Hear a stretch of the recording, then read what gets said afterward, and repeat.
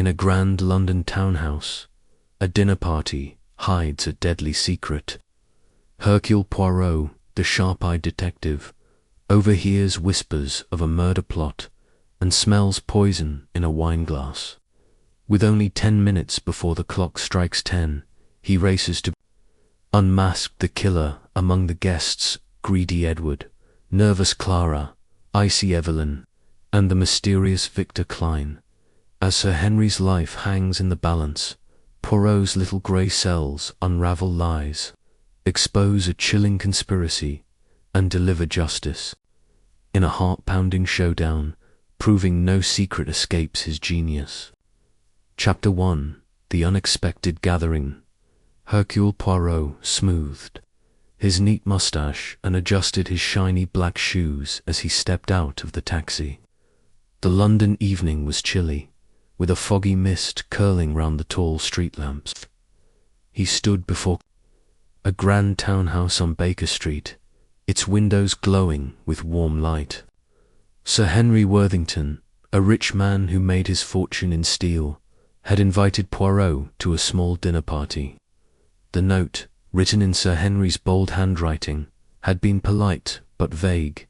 A gathering of friends, Monsieur Poirot, your company, would honour us. Poirot, never one to ignore a mystery, sensed something odd. Why him? Why now? He climbed the stone steps, his sharp eyes scanning the polished brass knocker shaped like a lion's head. A butler, tall and stiff as a board, opened the door. "Good evening, Monsieur Poirot," he said, his voice flat. "Sir Henry awaits you in the drawing-room." Poirot nodded, his small frame moving with purpose. Inside, the house smelled of polished wood and fresh flowers. A crystal chandelier sparkled above, casting light on paintings of stern-looking men in old-fashioned suits. The butler led him down a hallway lined with red carpet to a large room where voices buzzed like bees. The drawing-room was lively. 7 people stood in small groups, holding drinks that sparkled in the firelight. Sir Henry, a broad man with a grey beard and loud laugh, spotted Poirot at once. "Monsieur Poirot," he boomed, striding over. "Welcome, welcome. So good of you to come." His handshake was firm, but his eyes darted nervously, like a man hiding a secret. "Thank you, Sir Henry," Poirot said, his voice smooth as silk. "It is a pleasure to join such fine company." His green eyes, sharp as a cat's, scanned the room. He noticed everything, the way a woman's hand trembled as she sipped her wine, the quick glance two men shared, the faint frown on a young man's face. Poirot's mind, quick and tidy, filed these details away. Sir Henry clapped his hands. "Let me introduce you." He waved at the group. "Everyone, this is Hercule Poirot, the famous detective. Be on your best behaviour, he might solve a mystery before dessert."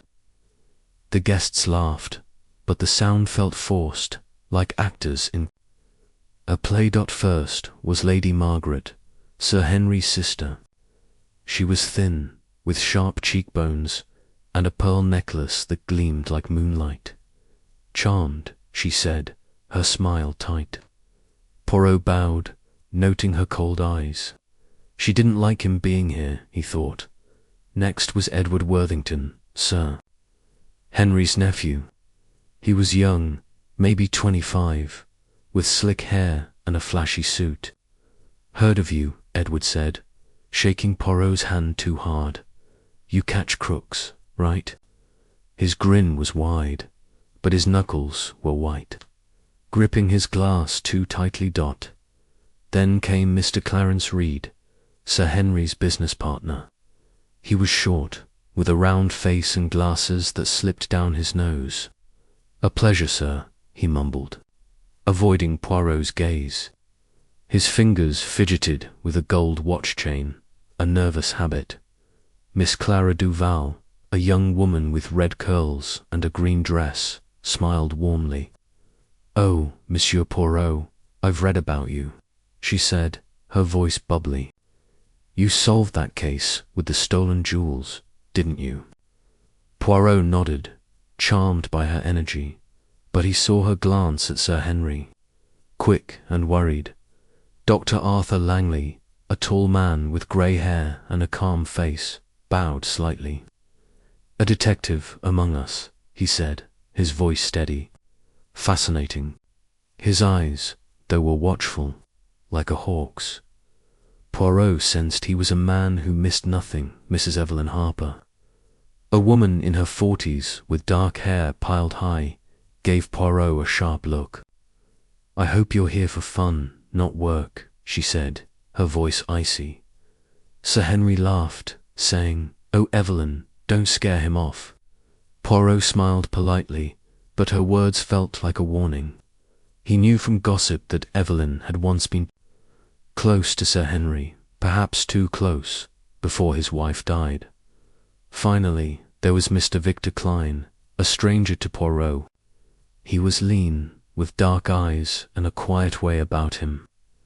"Pleased to meet you," he said, his accent hard to place, maybe German, maybe Dutch. Sir Henry introduced him as a friend from abroad, but offered no more. Klein's smile was thin, and Poirot's instincts prickled. This man was no ordinary guest. The butler announced that drinks were served, and the group moved to a table with crystal glasses filled with golden liquid. Poirot took a small sip of his, tasting the sharp bite of gin. He stood near the fireplace, watching as the guests chatted. His mind worked like a machine, sorting faces, words, and gestures. Edward, the nephew, was loud, joking with Clara about a horse race, but his eyes kept flicking to Sir Henry, who was talking to Clarence about steel prices. Lady Margaret stood, alone, her lips pressed tight, watching her brother like a guard dog. Evelyn whispered something to Dr. Langley, who nodded slowly. Victor Klein stayed quiet, sipping his drink, his eyes moving from face to face. Poirot's ears caught a strange moment. Edward leaned close to Clara, his voice low. "It's tonight, isn't it?" he said, so soft Poirot barely heard. Clara's smile froze, and she shook her head slightly. "Not here," she whispered back. Poirot's heart beat faster. A plot, a secret. He pretended to study the fireplace, but his ears were wide open. Sir Henry clapped again. "To the dining room. Friends," he said, leading the way. The group followed, their chatter fading. Poirot lingered, watching Victor Klein. The man set his glass down, and Poirot noticed a faint smudge on the rim, like oil. Odd, he thought. A chemist, perhaps, or something else. The dining room was grand, with a long table set with silver and candles. The smell of roast lamb filled the air, and Poirot's stomach growled, but his mind stayed sharp. As the guests took their seats, he noticed the places were marked with small cards. Sir Henry sat at the head, with Poirot to his right, and Lady Margaret to his left. Edward was next to Clara, whispering again. Evelyn sat across from Dr. Langley, her eyes darting to Sir Henry. Victor Klein was at the far end, his face blank. The butler poured wine, and Poirot watched the glasses carefully. He had a habit of noticing details, how the liquid moved, how hands held the stems. Edward's fingers shook as he reached for his wine. Clara's hand brushed his, and he pulled back fast. Something was wrong. Poirot felt it in his bones. Sir Henry raised his glass. "To good company," he said, his voice hearty. The guests echoed him, but Poirot only touched the glass to his lips. He watched Sir Henry drink deeply, then pause. The man's face turned pale, and he coughed, clutching his chest. The room went still. "Henry," Lady Margaret cried, standing.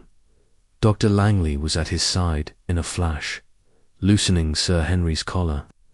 "Breathe, man," the doctor said, his voice calm but firm. Sir Henry gasped, then waved a hand. "I'm fine," he said, his voice weak. "Just a spell. It happens." Poirot's eyes narrowed. A spell, or something more? He glanced at the glass Sir Henry had drunk from. It was still half full, the wine catching the candlelight. He leaned closer, sniffing lightly. A faint smell, not wine, but something sharp. Like medicine, poison, his mind whispered.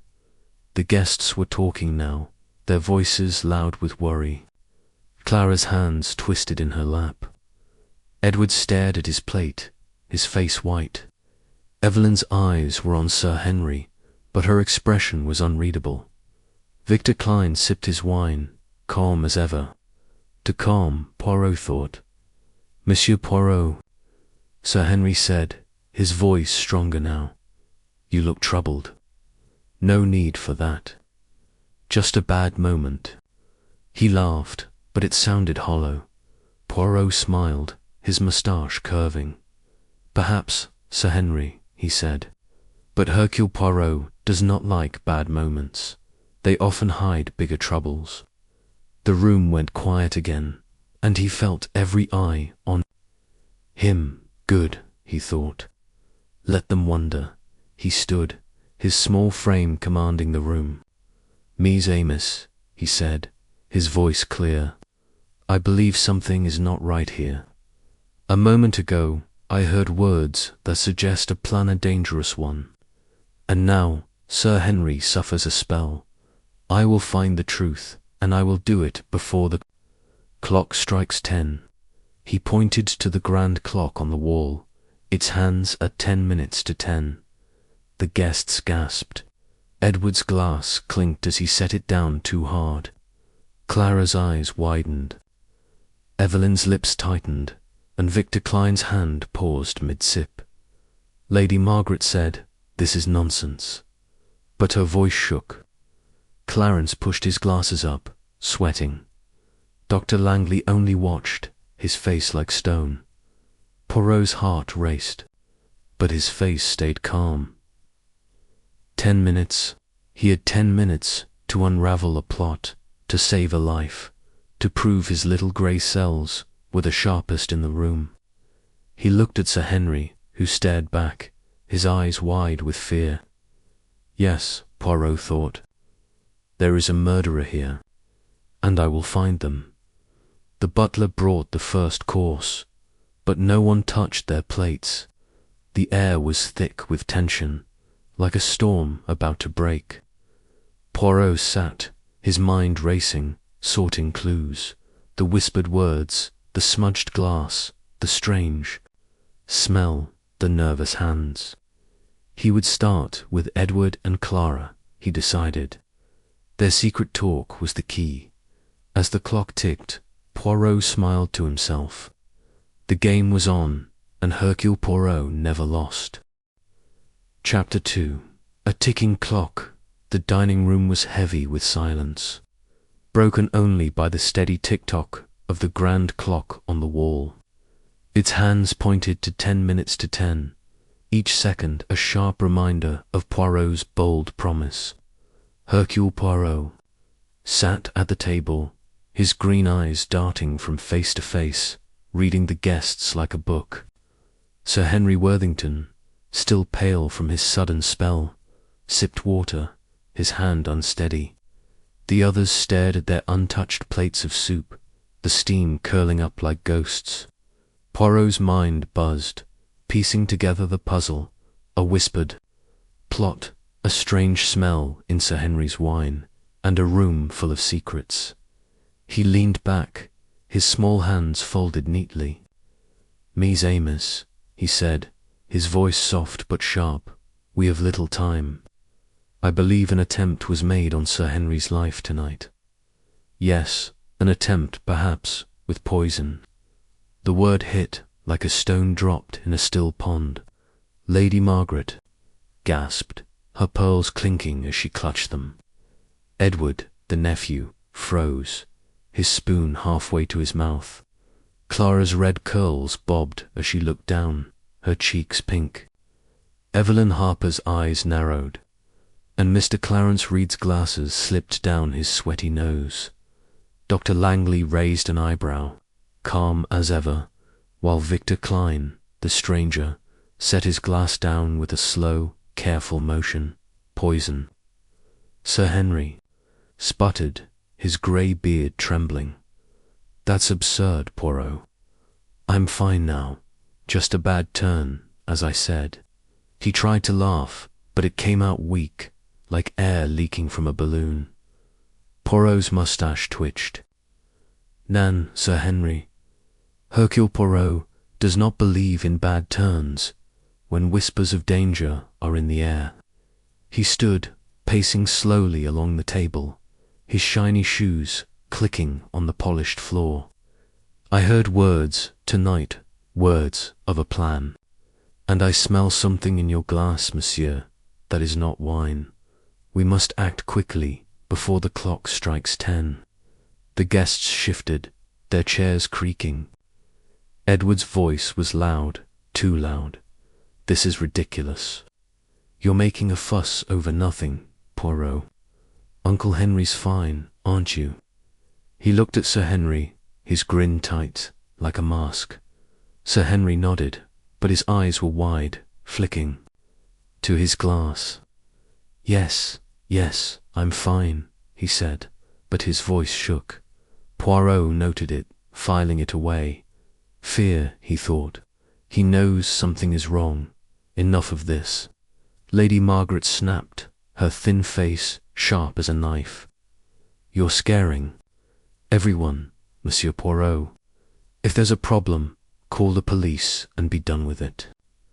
Poirot stopped pacing, turning to her with a polite smile. Madame, the police are slow. Hercule Poirot is not. I will find the truth in 10 minutes, or my name is not Poirot. His words were firm, and the room felt smaller, as if the walls were closing in. He moved to Sir Henry's chair, picking up the half-full wine-glass with a napkin, careful not to touch it. He sniffed again, his nose wrinkling at the faint, bitter scent chemical, not natural. This glass, he said, holding it up to the candlelight, holds a secret. Someone here knows what it is. Clara's hand flew to her mouth, a small gasp escaping. Edward's jaw tightened, and he looked away, his fingers drumming on the table. Evelyn leaned forward, her dark eyes locked on the glass. What are you saying, Poirot? She asked, her voice low, like a hiss. That one of us tried to hurt Henry. Poirot tilted his head. We, madame. One of you, or perhaps more than one, has a plan. But fear not, I will unravel it. He set the glass down and turned to the butler, who stood stiffly by the door. You, monsieur, did you pour this wine? The butler, a man with a face like a blank page, nodded. Yes, sir, from the same bottle as the others. I poured for everyone. His voice was flat, but his eyes flicked to the table, nervous, and... Did anyone touch the glass after you poured? Poirot asked, his gaze piercing. The butler hesitated, then shook his head.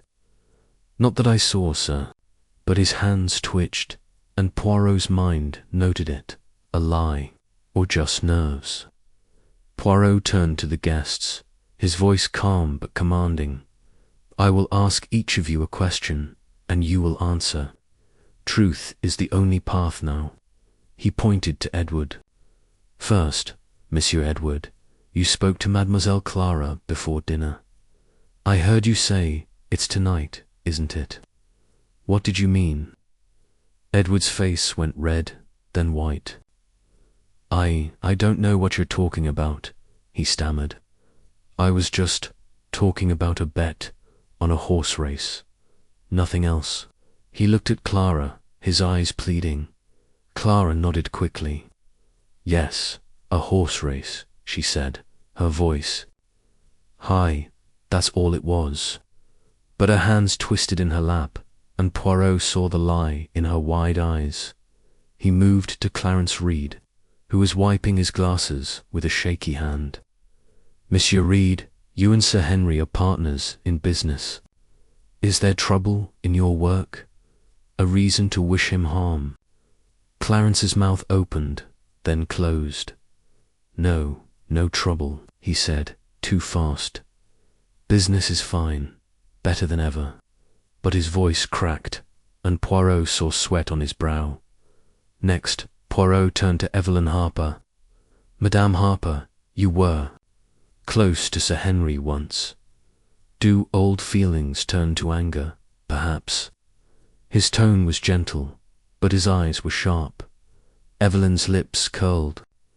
You're bold, Monsieur Poirot, she said. I care for Henry, always have. I'd never hurt him. But her voice was cold, and Poirot sensed a wall behind her words. Dr. Langley spoke before Poirot could ask him.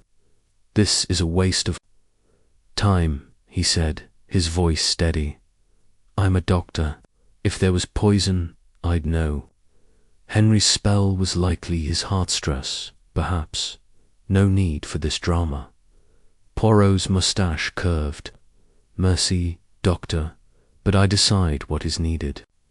He turned to Victor Klein, the stranger, who sat quietly, his dark eyes unreadable. Monsieur Klein, you are new to this circle. Why are you here, and what do you know of this night? Klein shrugged, his voice smooth. I'm a friend of Sir Henry's, here for dinner. Nothing more. He smiled, but it didn't reach his eyes. Poirot's instincts screamed. This man hides something. The clock chimed, marking 5 minutes to 10. Poirot's heart beat faster, but his face stayed calm. He had 5 minutes left to trap a would-be killer. He looked at Sir Henry, who was watching him, his face pale but curious. Sir Henry, Poirot said, tell me, have you enemies? Someone who wishes you gone? Sir Henry hesitated, then shook his head. No one I can name, he said. Business is tough, but no one would kill me. His voice faltered, and Poirot saw doubt in his eyes. Poirot nodded, his mind racing. The clues were there. The whispered words between Edward and Clara. The strange smell in the glass. The nervous butler. The hidden motives. He needed to push harder to make someone slip. He clapped his hands, startling the group. Very well, he said. We will go to the drawing room. There I will show you how Hercule Poirot finds the truth. The guests stood, their faces a mix of fear and doubt. Edward muttered something to Clara, who shook her head. Evelyn's eyes followed Sir Henry, who leaned on Dr. Langley as they walked. Clarence fumbled with his watch, and Victor Klein moved, like a shadow, silent and smooth. Poirot led the way, his small frame straight and sure. The drawing room was warm, the fire still burning.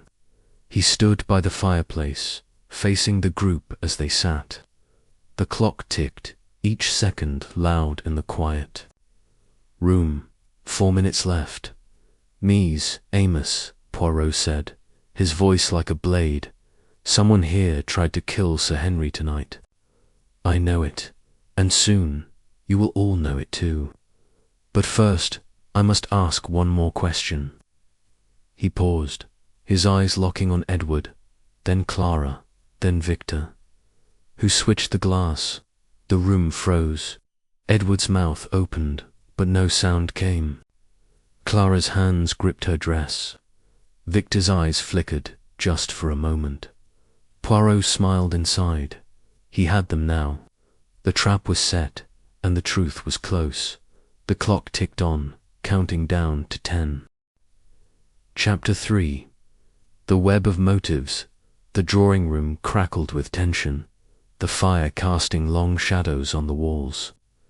Hercule Poirot stood by the fireplace, his small frame commanding the space like a general. The grand clock showed 3 minutes to 10, its ticks loud in the hushed room. The guests sat stiffly, their faces pale, eyes darting between Poirot and each other. Sir Henry Worthington, still shaken from his earlier spell, gripped his chair, his knuckles white. Poirot's question, who switched the glass, hung in the air like smoke, curling around every nervous glance. Poirot's green eyes moved, slowly, studying each guest. Edward, the nephew, slouched in his seat, his slick hair falling over his forehead. His fingers tapped a fast rhythm on his knee, and he avoided Poirot's gaze. Clara Duval, her red curls bright in the firelight, bit her lip, her hands twisting a napkin into knots. Lady Margaret, Sir Henry's sister, sat straight, her sharp face tight with anger, but her eyes flickered with fear. Clarence Reed, the business partner, mopped his brow with a handkerchief, his glasses fogging up. Evelyn Harper's dark eyes were locked on Poirot, her lips a thin line, like she was holding back a storm. Dr. Arthur Langley leaned back, his calm face unreadable, but his fingers drummed lightly on the armrest. Victor Klein, the stranger, sat still, his dark eyes steady, too steady, like a man who knew how to hide. Mies Amos, Poirot said, his voice soft but cutting, time is short. 3 minutes remain before the clock strikes 10, and Hercule Poirot will keep his promise. A plot to harm Sir Henry was set in motion tonight. I smelled poison in his glass, a bitter scent, not wine. And I heard words, whispered words, of a plan. He paused, letting the weight of his words settle. Someone here knows the truth, and someone switched the glass to hide their crime. Edward coughed, his voice sharp. This is nonsense. Poirot, you're making it up. No one's trying to kill Uncle Henry. That glass is just wine. He laughed, but it sounded like a choke, and Clara shot him a quick, scared look. Poirot's moustache twitched.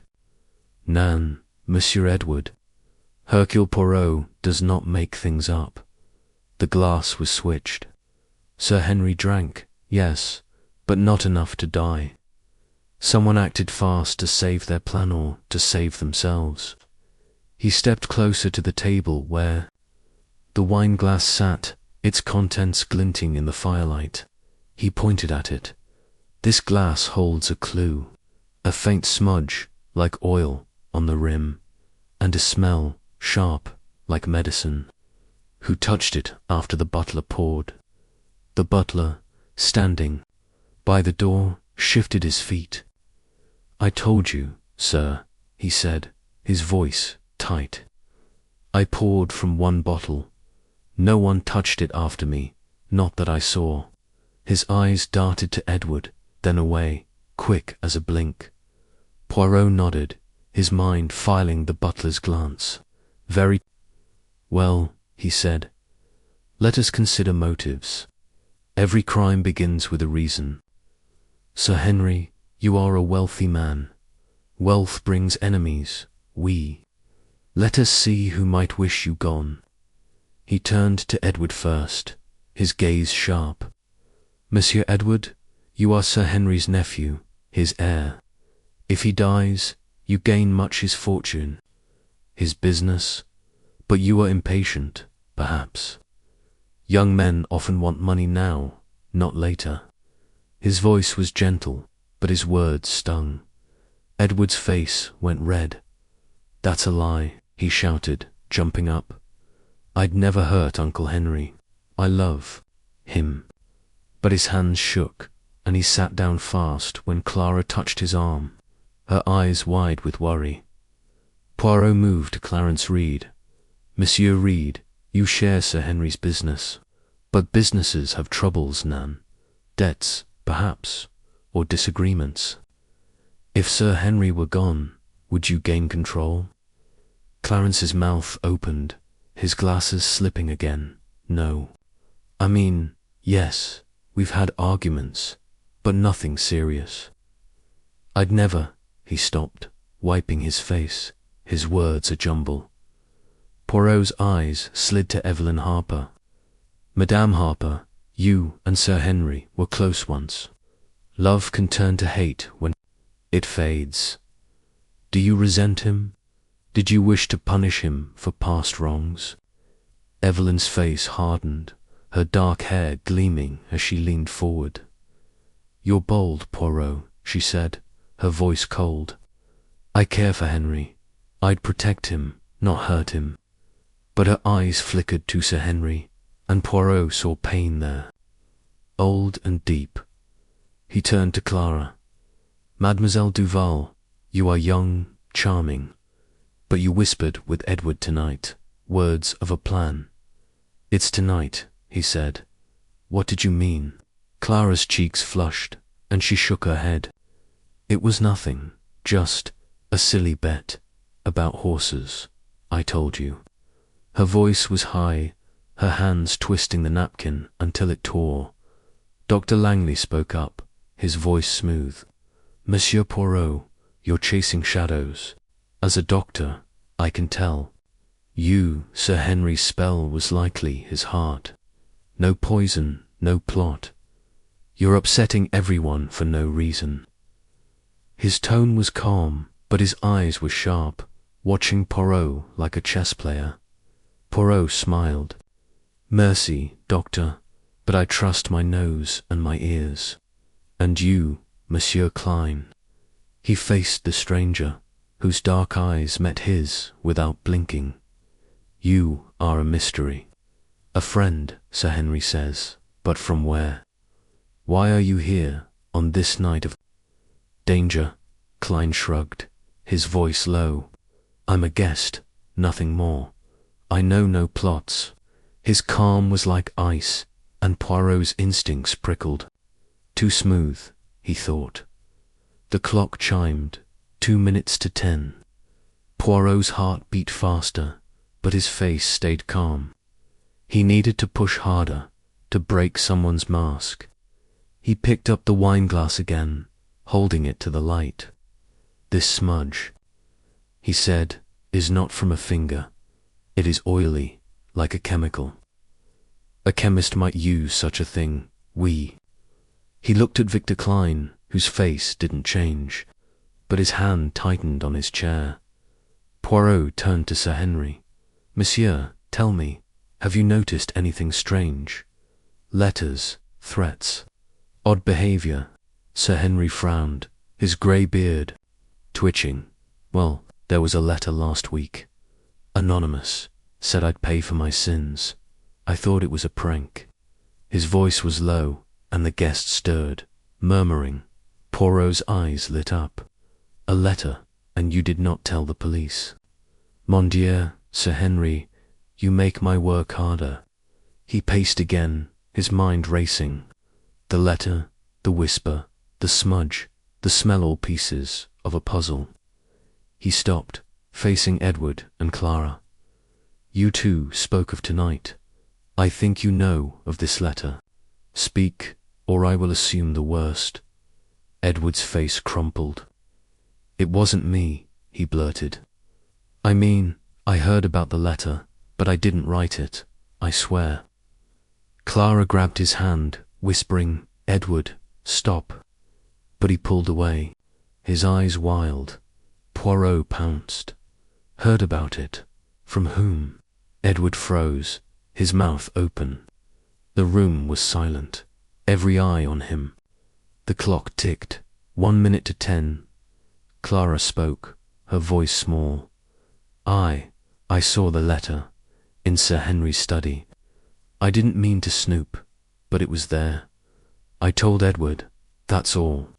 Her eyes filled with tears, and Poirot saw truth in them, but not the whole truth. He turned to the group, his voice rising. Someone here wrote that letter. Someone poured poison. Someone switched the glass to hide their crime. And I, Hercule Poirot, will name them before the clock strikes." He pointed to the clock, its hands almost at 10. The guests gasped. Edward's head dropped into his hands. Clara sobbed quietly. Evelyn's face was stone, but her hands clenched. Clarence mopped his brow again, and Dr. Langley's calm cracked, his eyes narrowing. Victor Klein leaned forward, just slightly, his eyes locked on Poirot. The clock chimed, the first note of 10. Poirot's mind was a storm, but his voice was steady. "The web of motives is clear," he said. "Greed, revenge, jealousy. But one thread is stronger. One person acted tonight, and I am so close to the truth." The chime rang again, and Poirot smiled. The trap was tightening. Chapter 4. The little grey cells at work. The drawing room was a cage of nerves, the air thick with fear and secrets.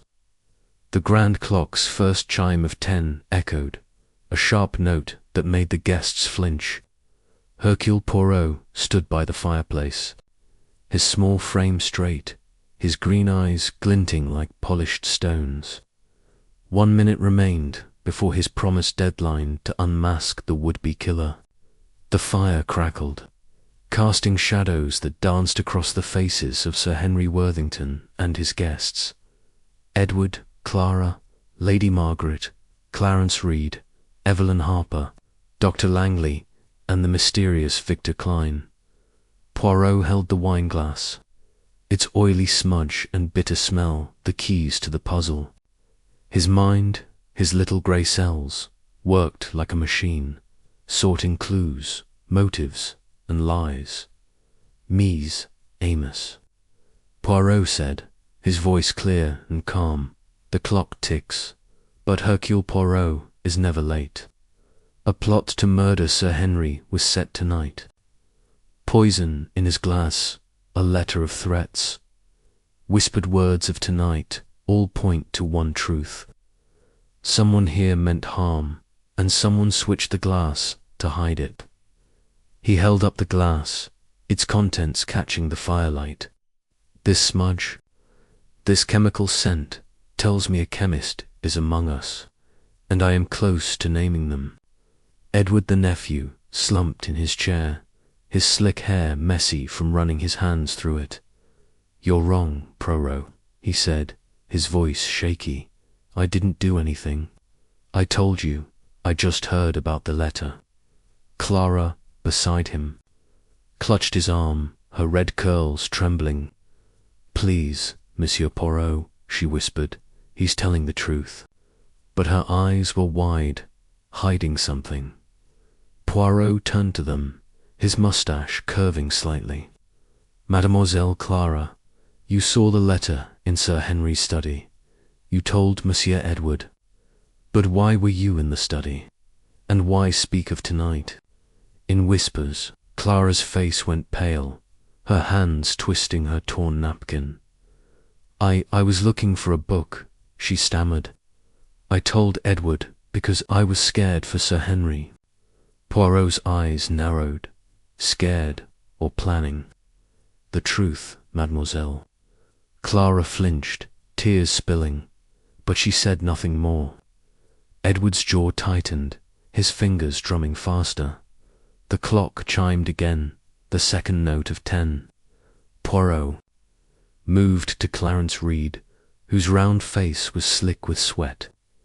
"Monsieur Reed, you argue with Sir Henry over business. A man in debt might see death as a way out. Clarence's glasses slipped, and he pushed them up with a shaky hand. "I'm not in debt," he said, too loud. "Business is fine. I'd never hurt Henry." But his voice cracked, and Poirot saw a lie in his darting eyes. Evelyn Harper spoke next, her voice sharp as a blade. "This is a circus, Poirot. You're accusing everyone, but where's your proof?" She leaned forward, her dark hair catching. The light, her eyes fierce. Poirot met her gaze. Madame, proof is in the details. Your anger for Sir Henry is old, but strong. Did it push you to act? Evelyn's lips pressed tight. I'd never harm him, she said, but her voice was cold, like ice over a river. Dr. Langley raised a hand, his calm voice cutting through. Monsieur Poirot, as a doctor, I assure you Sir Henry's spell was natural. A weak heart, stress nothing more. You're chasing ghosts. His face was steady, but his fingers tapped the armrest. A small crack in his calm. Poirot smiled thinly. Ghosts, doctor.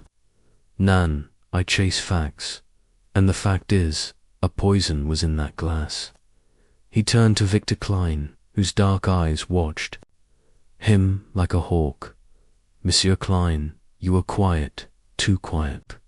A chemist, perhaps. This smudge, this smell it, points to a man of science.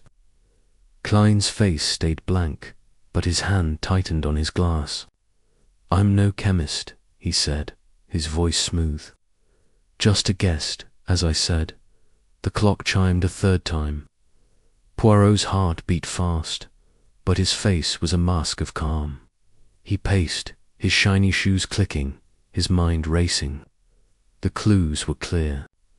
The anonymous letter, the whispered tonight, the oily smudge, the chemical smell, Edward's nerves, Clara's tears, Klein's calm. He needed one final push to break the web of lies. He stopped, facing the group. Let us play a game, he said, his voice sharp. I will tell you what happened, and you will tell me if I am wrong. The guests leaned forward, their breaths held. Sir Henry's eyes were wide, his face pale but curious. Tonight, Poirot began. A plan was made to poison Sir Henry. The letter warned him of his sins, a threat to scare him. The poison was in his wine, but not enough was drunk. Why? Because the glass was switched quickly, cleverly, to hide the crime. But the smudge remains, and the smell does not lie. He held up the glass again, turning it slowly. The butler poured, but someone touched it after. Someone with access, someone close. The butler shifted, his face tight. Poirot pointed to him. You, monsieur, saw something. Speak. The butler swallowed, his voice low. I saw Monsieur Edward near the table, before dinner. He moved the glasses, I thought by mistake. Edward gasped, his face red. That's a lie. I didn't touch anything. Poirot's eyes locked on Edward. Did you not? You knew of the letter. You spoke of tonight. Your hands shake. Your lies are thin. He turned to Clara. And you, mademoiselle, you protect him. Why? Clara sobbed, shaking her head. I didn't mean to, I just wanted to help. The clock chimed again, the fourth note. Poirot's mind clicked, pieces falling into place. He faced Victor Klein. And you, monsieur, you are no stranger. Your calm, your steady hands, they speak of a man used to danger. A chemist, hired to make poison. We. Klein's eyes flickered, just for a second, but Poirot saw it. You were wrong, Klein said, but his voice was too smooth, like oil. Poirot clapped his hands, the sound sharp. Nan, I am right. The little grey cells, they work. Edward, you planned with another. Clara, you knew but stayed silent. And you, Monsieur Klein, you brought the poison. The room gasped, and Edward shouted, No, I didn't. But his voice broke, and Clara's sobs grew louder. The clock chimed, 5 notes now. Poirot's voice rose, his eyes blazing. The truth is close. Mies, Amos. One of you will break, and I will know all. Speak now, or Hercule Poirot will name. You, he pointed to Edward, then Kleiner, then Klein. His finger like a judge's gavel. Edward's head dropped, his shoulders shaking. Clara whispered, Edward, tell him. Klein's face stayed blank, but his hand gripped his chair, knuckles white. The other guests stared, frozen, as the clock chimed again. Poirot smiled inside. The little grey cells were winning. One more push, and the truth would spill like wine from a broken glass. Chapter 5. The dramatic denouement. The drawing room pulsed with tension. The fire's glow flickering across the guests' strained faces. The grand clock's chimes rang out, 6 notes deep, each one a hammer strike in the heavy silence. Hercule Poirot stood at the center, his small frame radiating authority, his green eyes sharp as knives.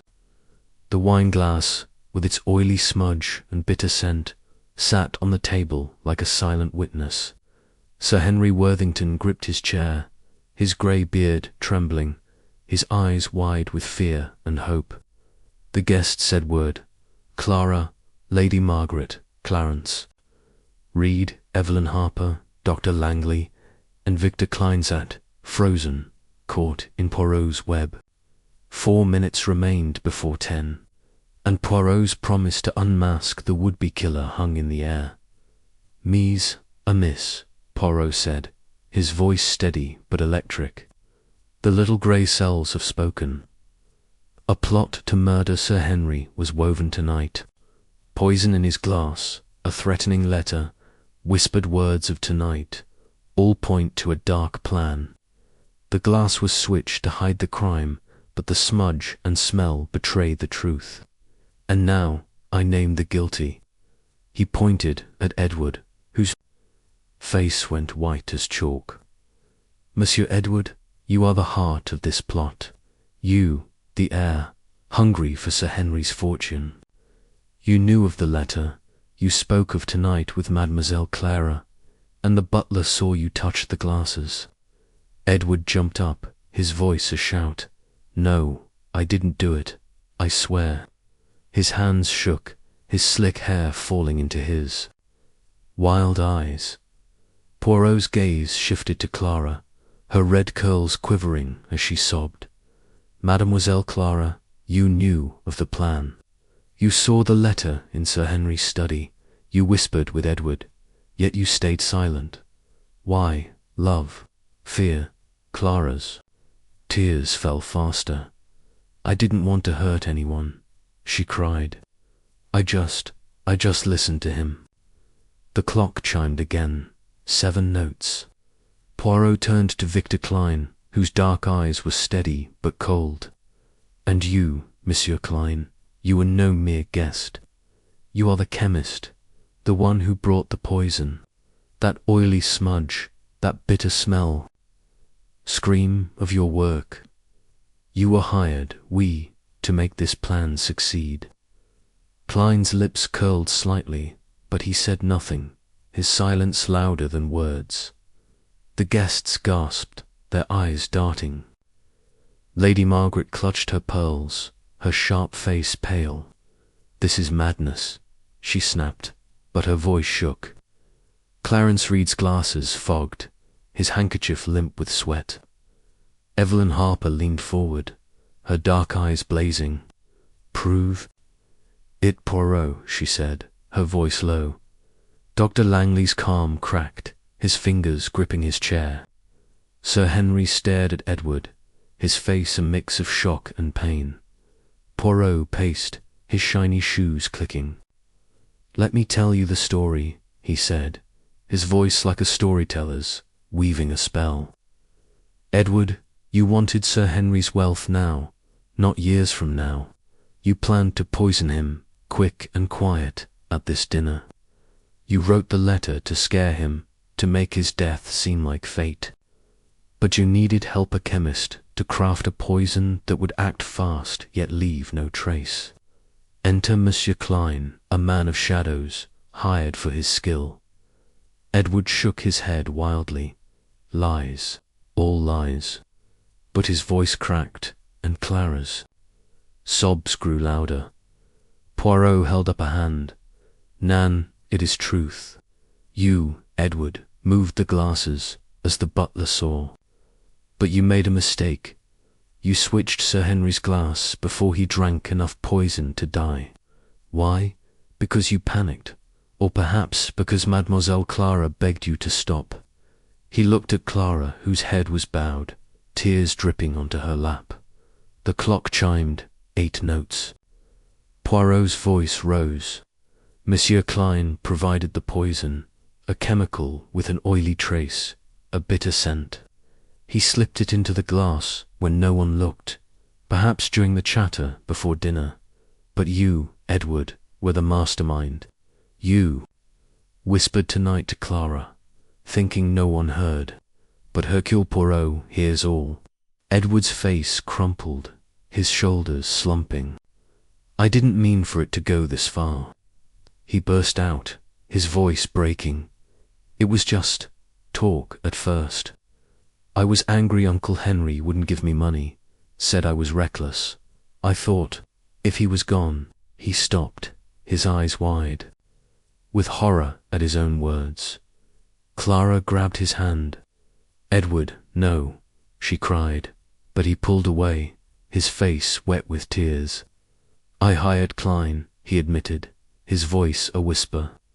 He said he could make it look like a heart attack.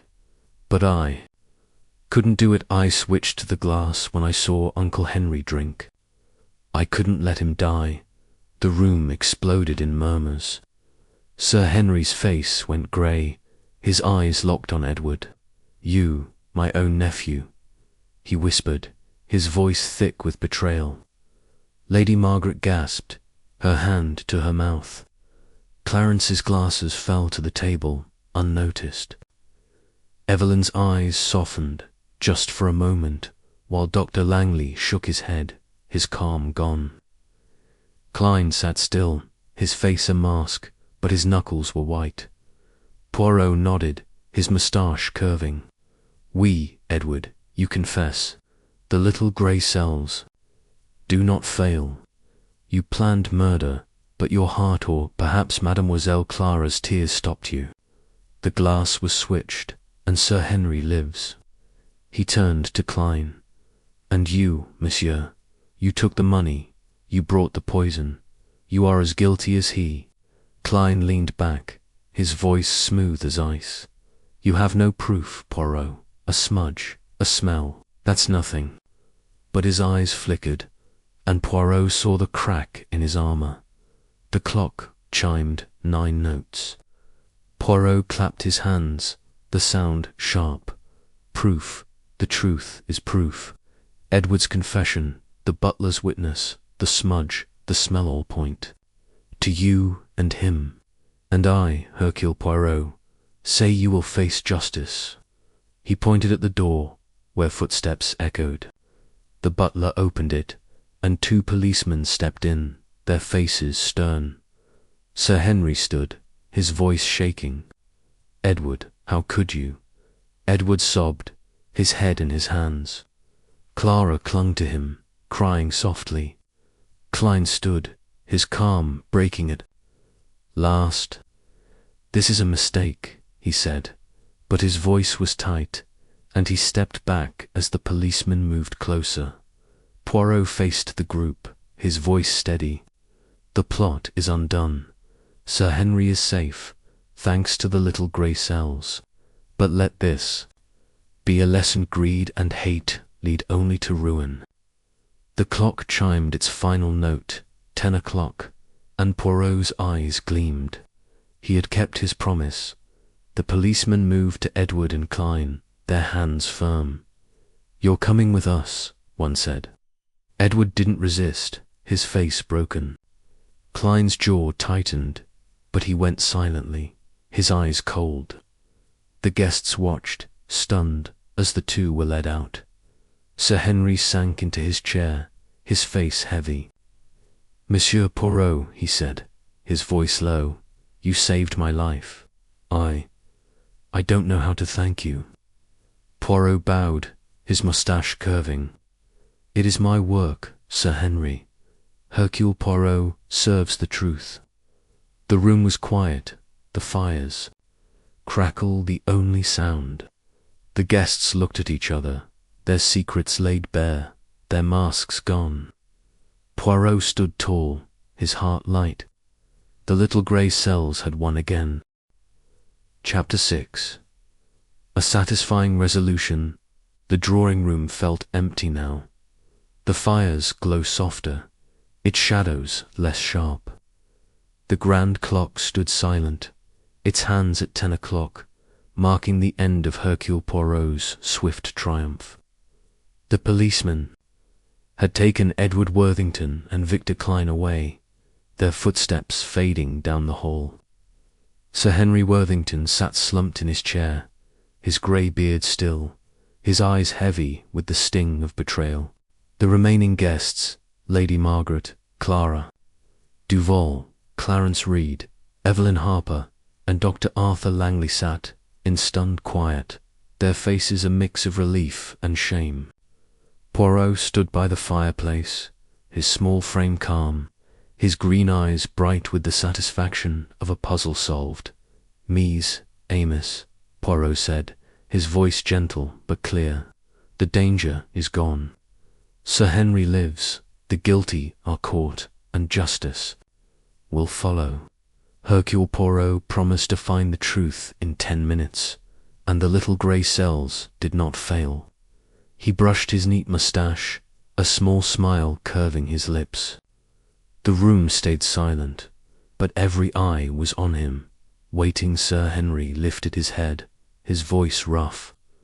"Monsieur Poirot, you saved my life, my own nephew." He shook his head, pain in his eyes. "I trusted him. I thought he was family." His hands gripped the arms of his chair, knuckles pale. Poirot nodded, his face kind. "We, Sir Henry, family can wound the deepest." Edward's greed led him to a dark path, and Monsieur Klein's cold skill helped him. But they failed because truth is stronger than lies. He glanced at Clara, whose red curls hid her tear-streaked face. "Mademoiselle Clara, you knew of the plan, yet you pushed Edward to switch the glass. Your heart saved a life tonight." Clara looked up, her eyes wet. "I didn't want anyone hurt," she whispered. "I love Edward, but I couldn't let him. I begged him to stop." Her voice broke, and she covered her face, sobbing softly. Lady Margaret, her sharp face softer now, reached for Clara's hand. "You did right, child," she said, her voice low. "Henry's alive because of you." Her pearls glinted as she turned to Poirot. "And you, sir, you're a miracle. I thought you were just meddling, but I was wrong." It was as close to an apology as she could manage, and Poirot bowed slightly, accepting it. Clarence Reed, his glasses back on his nose, cleared his throat. I didn't know anything about this," he said, his voice shaky. "Henry, you know I'd never." He stopped, wiping his brow, still rattled. Poirot raised a hand. "Monsieur Reed, your nerves speak of worry, not guilt. You are safe." Evelyn Harper stood, her dark hair catching the firelight. "You're a strange man, Poirot," she said, her voice steady but warm. "I didn't trust you, but you saw through us all. Henry, I'm glad you're safe." Her eyes met Sir Henry's, and for a moment old feelings flickered, soft and unspoken. Sir Henry nodded, a faint smile breaking through his pain. Dr. Langley, his calm back in place, stood too. "Well done, Monsieur Poirot," he said, his voice smooth. "I thought it was just a heart spell, but you proved me wrong. A remarkable mind." Poirot tilted his head, his eyes sharp. "Mercy, doctor, but even a doctor's eyes can miss what the little grey cells see." The butler, still by the door, shifted nervously. Poirot turned to him. You, monsieur, saw Edward near. The glasses, your words helped find the truth. Do not fear, you did well. The butler nodded, his face red, and stepped back, relieved. Poirot paced slowly, his shiny shoes clicking on the polished floor. This night, he said, shows the power of human nature. Greed, love, fear, they drive us to great deeds, and terrible ones. Edward wanted wealth, Klein wanted coin, but Clara's love stopped a murder. And I, Hercule Poirot, trust only the truth, the small details, the whispers, the smells that others ignore. He stopped, facing the group. Let this be a lesson. No secret escapes the little grey cells. Sir Henry stood, his broad frame steady now. Monsieur Poirot, I owe you everything. Name your reward money, anything. Poirot waved a hand, his moustache twitching. Nan, Sir Henry, my reward is justice, and perhaps a quiet cup of tisane later. The guests chuckled, the tension breaking like a snapped thread. The butler opened the door, and the cool night air drifted in. The guests rose, their faces lighter but still shaken. Lady Margaret took Sir Henry's arm, her sharp edges softened by worry for her brother. Clarence fumbled with his watch, muttering about getting home. Evelyn and Dr. Langley exchanged a glance, a silent agreement to move on. Clara stood alone, her eyes red but her head high, ready to face what came next. Poirot stepped to the window, looking out at the foggy London street. The lamps glowed faintly, and the mist curled like a dream. He felt a quiet joy, the kind that came when a puzzle was solved, when order was restored. Trust Hercule Poirot, mise Amos, he said softly, to no one but himself, for the little grey cells never fail. He turned back to the room, now emptying as the guests said their goodbyes. Sir Henry approached, his hand outstretched. Stay for a drink, Poirot, he asked, his voice warm. Poirot smiled. Nan, mercy. I have a date with a warm fire and a good book. He bowed, his coat swishing, and walked to the door.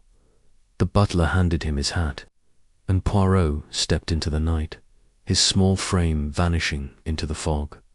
Behind him, the townhouse stood quiet, its secrets laid bare, its master safe.